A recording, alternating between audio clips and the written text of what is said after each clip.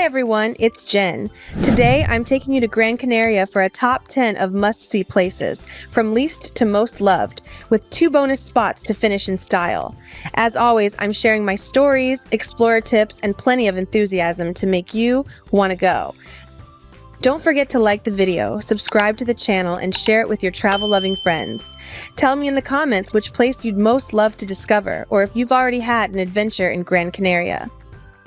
Exploring Gran Canaria means diving into an island where every valley, village, and beach has its own story. Between volcanic landscapes, colorful villages, Sahara-like dunes, and colonial heritage, the island offers a concentrated dose of adventure and culture. Ready to join me? Number 10. Fergus, Arucas, and Terror. 3 authentic villages in the north-central part of the island, each with its own charm. Fergus, famous for its urban waterfall, colorful mosaics, and renowned mineral water. Arucas, with its impressive neo-Gothic cathedral and rum distillery. I learned the city was once the island's sugar capital. Terror, a pilgrimage site since the apparition of the Virgin in 1481 with its wooden balconies and basilica. I loved wandering the little streets, tasting local pastries, and chatting with locals at the traditional markets. Tip: come on Sunday morning for the lively market and regional specialties. Number 9. Agaete and Puerto de las Nieves. Agaete, a former trading port, is known for its white houses, coffee plantations, the only ones in continental Europe, and its music festival. I enjoyed fresh fish on a terrace by the sea, then swam in the natural pools with views of the cliffs. Tip: stay until sunset to see the cliffs light up, or take the ferry to Tenerife if you want to keep the adventure going. Number 8. Mirador del Balcón. This spectacular viewpoint on the west coast offers a dizzying view of the cliffs known as the Dragon's Tail. I truly felt like I was at the edge of the world, especially on clear days when you could see Tenerife. In the past, fishermen would come here to scan the horizon for schools of fish or approaching storms. Number 7. Cactualdea Cactus Park or Jardín Botánico. Canario Vieira y Clavijo. If you're in the western region, Cactualdea Park is a fantastic alternative to the classic botanical garden. I discovered hundreds of species of cacti and exotic plants, as well as iguanas, turtles, lizards, exotic birds, and butterflies. Cactualdea is also known for its sculptures, outdoor art, and mountain views. Tip: visit in spring, when the cacti are in bloom, for a colorful show. The Jardín Botánico, founded in 1952, is the largest in Spain and has the finest collection of endemic Canarian plants. Both are true botanical and animal journeys, perfect for a nature break. Number 6. Pico de las Nieves, Roque Nublo, and Bandama. Volcano.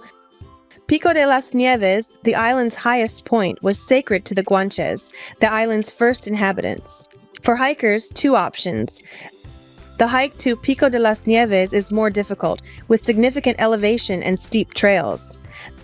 The hike to Roque Nublo is much easier and accessible to everyone, perfect for families or a relaxed walk. Personally, I preferred the walk to Roque Nublo. In less than an hour, you reach this impressive monolith, an ancient ritual site with breathtaking views over the island and sometimes even as far as Tenerife's tide. Tip: go early to avoid the crowds and heat, and don't forget good shoes. And if you want to see a real volcano, head to the Bandama crater, easily accessible by car. Right next to the volcanic hole, you'll find the island's best honey at a small local vendor, a sweet treat you shouldn't miss after your hike. Number 5. Tejeda. This mountain village, listed among the most beautiful in Spain, is surrounded by almond trees and volcanic landscapes. I tasted almond pastries and enjoyed the view of Roque Bentayga, another sacred Guanche site. Come during almond blossom season, February to March. It's magical.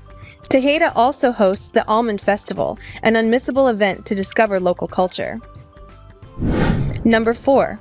Las Palmas, Agaete, Las Canteras Beach, Markets. The capital, founded in the 15th century, is a major cultural hub.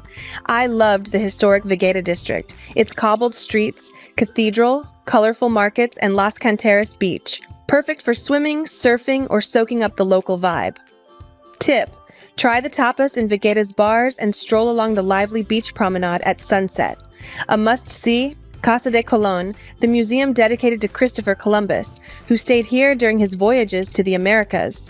Casa de Colón, a former governor's palace, features fascinating exhibits on Columbus's journeys, old maps, navigation instruments, the connections between the Canaries and the Americas, and reproductions of the three famous ships, La Niña, La Pinta, and the Santa Maria. You'll also find a large library dedicated to American history, temporary exhibits, and interactive workshops for all ages. The museum is a true cultural center, and its Canarian patios and gardens are perfect for a peaceful break. Number 3. Puerto de Mogan.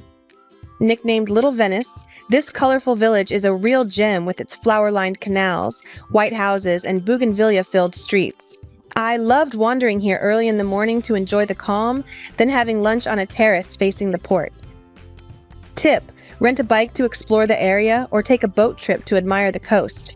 The Friday market attracts visitors from all over the island and gives the village a festive, cosmopolitan vibe. Before we get to the top 2, if you enjoy this kind of content, make sure to subscribe to the channel and give a thumbs up. It really helps me keep sharing my discoveries and bringing you even more inspiring travel ideas. Number 2. Barranco de Guayadeque. This impressive canyon is home to troglodyte houses and restaurants carved into the rock. I loved having lunch in a cave, tasting local cuisine, and visiting the little cave chapel. Barranco de Guayadeque is also known for its caves inhabited since prehistoric times, a testament to a very ancient human presence, and for its rare flora, including unique endemic species. Tip: take the time to chat with the locals. They love to share the history of the place, and some will even show you archaeological finds discovered on site. Number 1. Maspalomas Dunes. The Maspalomas Dunes on the southern coast are the island's most famous attraction. This 404-hectare landscape, protected as a nature reserve since 1987, looks like the Sahara with its moving dunes sculpted by the wind. The site has 3 ecosystems: the Palmaral, Palm Grove, the Charca, Lagoon, and the Dunas, Dunes, home to unique flora and fauna, including migratory birds. I walked barefoot on the golden sand, explored the historic lighthouse, and enjoyed the sunset on the beach. Tip: go in the late afternoon. The golden light makes the landscape even more spectacular, and try a camel ride for a unique experience. Fun fact: the dunes took their current shape after a tsunami in 1755, and today they still shift with the wind. The dunes have been featured in many films, and their beauty changes daily, earning them the nickname Moving Dunes. When it's windy, you can also see impressive waves crashing onto the rocks at the nearby beach, a breathtaking natural show. For movie fans, the dunes have been used as a set for several films, including Moby Dick, 1956, 1,000,000 Years BC, 1966, The Flight of the Phoenix, 1965, Atlantis, 1992, and even some scenes from Star Wars Episode II, Attack of the Clones, 2002. Thank you for staying until the end of the video. To thank you, here are 2 bonuses I think you'll love as much as I did. Bonus 1. Rainbow Rocks, Los Azulejos de Veneguera. I was amazed by this multicolored mountain, the result of millions of years of volcanic and mineral reactions. The hike around Rainbow Rocks offers incredible views and colors that change with the light. Tip: stop along the road for a panoramic photo. The colors stand out best there. Fun fact: the vivid colors are due to minerals like copper and iron, making this spot a treasure for amateur geologists. Bonus 2, Barranco de la Garita, El Bufadero, and Natural Pool. A coastal canyon where the sea rushes into spectacular rock formations. The sound of the waves breathing with each tide fascinated me. It's a perfect spot for geology lovers or unique photos. Right next door, I discovered a natural pool carved into the rock, ideal for swimming while admiring the waves that sometimes crash into the rocks when the wind is strong.